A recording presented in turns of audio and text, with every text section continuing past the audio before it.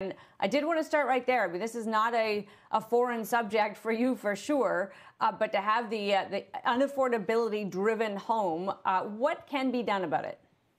Well, I mean, in our case, what we're trying to do is, knowing we can't control interest rates as a city government, and, for that matter, we can't even control something that's really good, which is there's 100,000 people coming.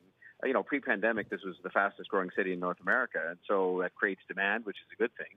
So we're trying to address the supply of affordable housing in particular, and we're taking measures like some short-term rental measures to stop some of the units being taken out of circulation for people to have that were previously kind of Airbnb type things. We're putting on a vacant homes tax, but none of those, directly address the question of the marketplace for housing, which is driven largely by demand. And I keep asking, because I want to make sure, even in my discussions with the federal government, that it is being as much driven by the sort of fundamentals as anything else. And I'm told, yes, it is. I mean, we have huge growth taking place in the city. So we're trying to increase through various means the supply of affordable housing, more rental than ownership, but some ownership.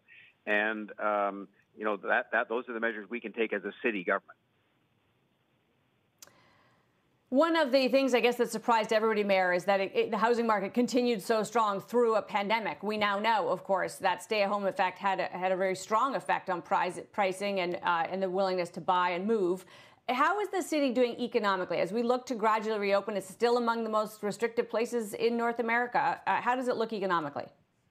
Well, I mean, we've suffered, like everybody else has that would be listening, wherever they are in the world. And a lot of our businesses have been closed for extended periods of time or are severely restricted, but they're starting to open up now. There is the same pent-up demand that we see from other places in terms of consumers who haven't been able to spend and things like that.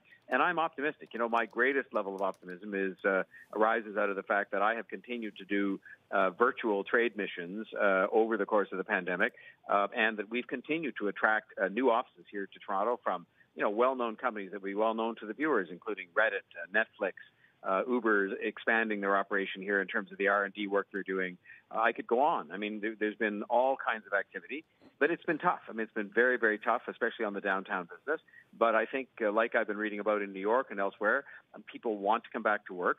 Businesses are ready to take on a renewed challenge in a kind of post-pandemic world. So I'm an optimist. I think we have the largest number of construction cranes, and they're still building, and people are coming in here with building applications, including for office space, as they were before the pandemic. So I'm not complacent about it, but I'm certainly, on the other hand, quite optimistic about our prospects once we can get through this, get everybody vaccinated. We're making great progress on that, and move forward.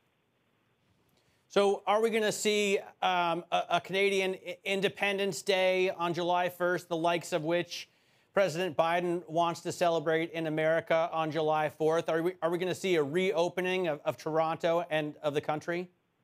The actual answer to that, unfortunately, is not, because we had previously canceled the Canada Day activities at a time when you had to kind of make those decisions for all the pre-planning that went on. And so I think you'll see a much more kind of low-key, neighborhood-by-neighborhood celebration of Canada Day on July the 1st. But I don't think that's because the city isn't opening up. I think it's opening up in a cautious way because we had a difficult time with the third wave. We're seeing terrific vaccination numbers. I think we're near up at the top now of the G7 for first doses at somewhere around 75%. We're making great progress on the second doses, and that's going to be the key.